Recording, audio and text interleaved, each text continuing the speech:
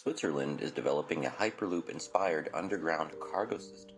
Elon Musk was the one to put Hyperloop concept on the map, but it looks like it won't be the US to turn it into a reality. Europe is taking the lead when it comes to this groundbreaking solution for passenger and cargo transportation. So earlier this month, it was announced that a handful of European companies were launching the International Hyperloop Association. It'll be headquartered in Brussels, Belgium, and will act as an intermediary between the industry and the European Commission and European Parliament. Although this is conventionally different as what is defined as a Hyperloop, it's based on similar principles.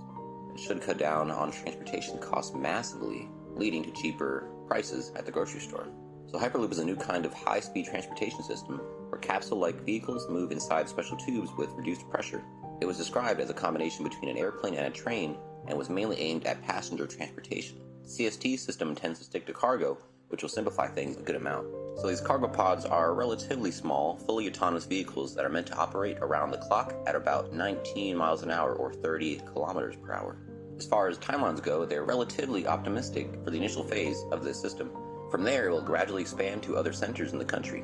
In the end, this will add up to a little over 300 miles for a brand new cargo network connecting Lake Constance and Lake Geneva. But that part is far down the road, somewhere in 2045.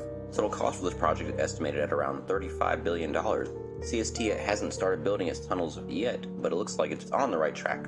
Unless the new Hyperloop Association comes up with some spectacular plans in the future, this might be the most advanced Hyperloop-related project in Europe.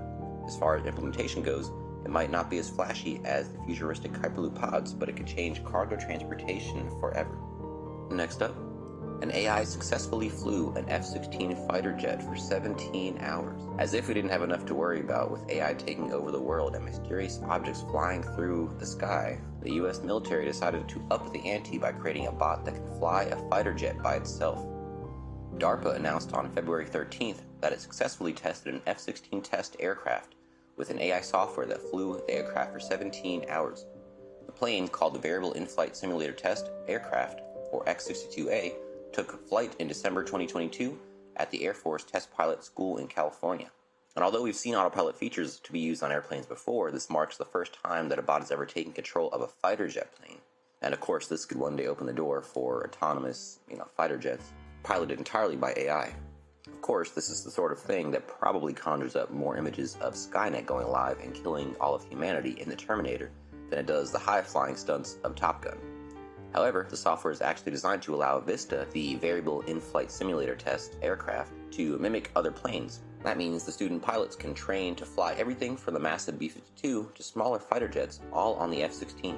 The implications of this could be potentially startling. For one, having an autonomous F-16 means that the bots will now be able to potentially engage enemy aircrafts, something UAV drones cannot do. Also, unlike UAV, an F-16 can carry a much larger payload of 20,000 pounds, compared to a drone's 3,800 pounds. It's a vastly more sophisticated and deadly weapon, and now the US military wants to have a robot control it. On top of all this, AI doesn't exactly have a sterling track record, having been known to fall prey to racism, sexism, bias, and hallucinations. The consequences of relying on artificial intelligence are already pretty dire when using them for things like home loans or sentencing hearings. Imagine what happens when the stakes are as high as World War III. Last up, first network of robotic telescopes present on the 5 continents. So this project called BOOTS is the result of almost 25 years of continuous effort since the first application was installed in 1998. The complete deployment represents a scientific milestone since it is the first robotic network with a presence on all continents. This network will contribute to the study of gamma-ray bursts, which are the most energetic events in the universe and are associated with the death of very massive stars. Its detection usually occurs through satellites, which inform the scientific community of the outbreak so that the event can be studied in detail.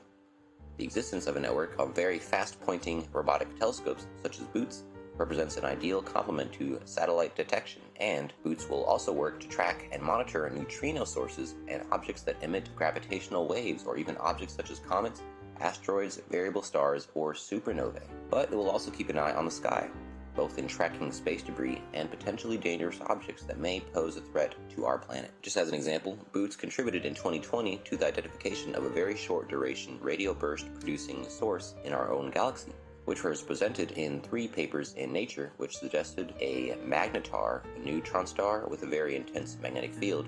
Quote, "The culmination of the network is a success," since it has been possible with a human team and a much lower budget than similar projects, with 4 stations in the northern hemisphere and 3 in the southern hemisphere. There will always be at least one telescope covering the northern and southern skies, making it extremely efficient in detecting transient sources.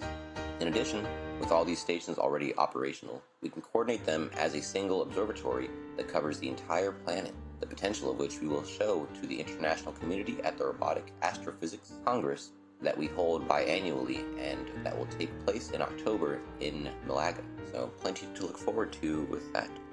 So that is the last article I have for you today. Don't forget this video is for educational purposes only. I will never recommend any investments, sincere time or money, attempt to contact you on any other platform, or own any rights to the information within this content. With that being said, thanks for tuning in, and I'll see you in the next one.